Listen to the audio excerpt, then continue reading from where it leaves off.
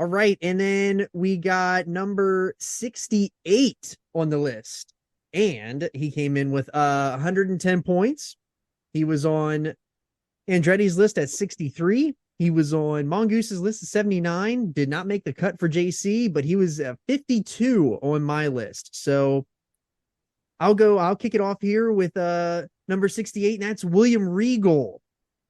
So William Regal for me, like I came in to wrestling whenever he was in that little bit of that commissioner role.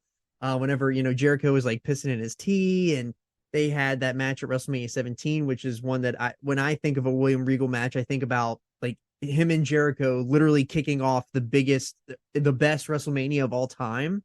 Not only did he have really, really good characters, he had the working man gimmick, and that was good. He just never really ever seemed to get his footing. He had a little bit of a career resurgence later on in the early 2000s. But William Regal is somebody that is super respected by everybody in the business. He is a very good worker, never really ever got past he really capped his ceiling, and that was probably because some of his past problems. But I really like William Regal, and now seeing what he did like as the GM of NXT, what he did in AEW, and now what he's back doing with WWE, that kind of factored into me bumping him up a little bit higher than probably what he was on everybody else's list. My William Regal thing, first off, please splinter in the beginning of his manly man Titantron. He's a man. He's a man. Such a man. Such a man. He's a real man's man. Dude, and it has the steam engine thing going in the back. He has plaid on. He's splitting wood. Okay. So that's not just a gimmick. That's the best gimmick that anyone's ever been given, ever. Okay. And this goes for people that are like military heroes and stuff. Like there's nothing better than cut off plaid shirt. He's a man. So but here's the thing, man. William Regal for me, and the reason that I have him where I do is because of his WCW run with again, we say it, TV championship. Those TV title matches are so good. Him and Johnny B. Bad, him in with that Alex Wright, in with that little circle of people. The Blue Bloods team with Earl Bobby is great. He has a match with Arn Anderson, I believe it is. It's either, maybe it isn't. Maybe it isn't him. It's either him or Earl Bobby. There's a Steven Regal. Oh no, you know what I got my wires crossed. There is a Steven Regal match with Fit Finlay on Uncensored. That's what it is. Oh yeah. Where they just shoot on each other, and Fit Finlay just punches him square in the face and smashes his entire actual face. And he's just bleeding like a Spirit Halloween prop. And they're putting pins on each other, and they're rubbing their forearms in when Tony Schiavone is giggling with joy because these are two buddies, right? That's the thing, is they're bros, and they're just shooting on each other in the middle of this match. And Tony Schiavone's like, oh my gosh, they're fighting. I think that it's Uncensored 95.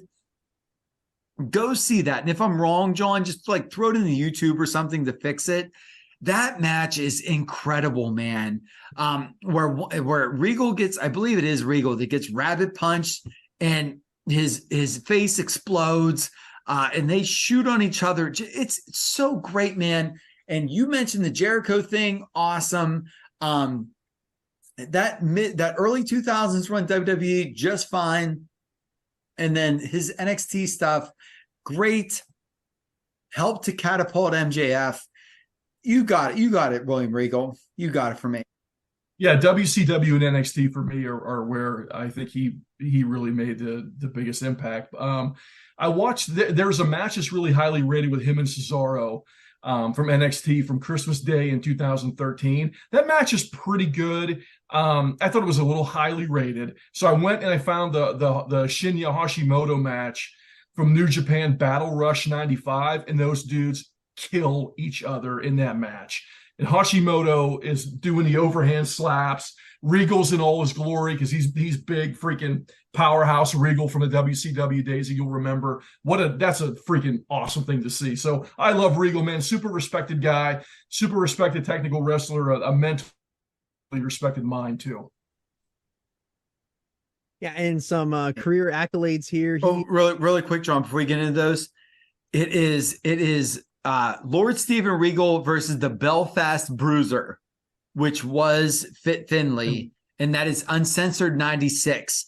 Folks, if you have 20 minutes, do it. Do it.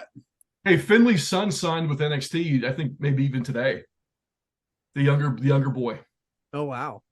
Yeah. Interesting. Anyway. But yeah, some career accolades. With the Observer, he won Best Television Announcer in 13 and 14. In the WWF, he was the Hardcore Champion 5 times, European Champion 4 times, Intercontinental Champion 2 times, won the World Tag Team Championship 4 times. I really forgot about the stuff that he did with Eugene and how amazing that was. I just needed to highlight that. Love from the. I really quick need to say that we kicked around stuff that we need to do, guys. There is a Saturday Night's Main Event in the mid 2000s that has Kane and Kevin Thorne and Eugene and other people that are like them in the main event. We should put that on the docket for once the Podski 100's done. So, like, I'm gonna look this up while you're doing this. I'll tell you guys. And then one final accolade is that he won King of the Ring in 2008. So William Regal at number 68.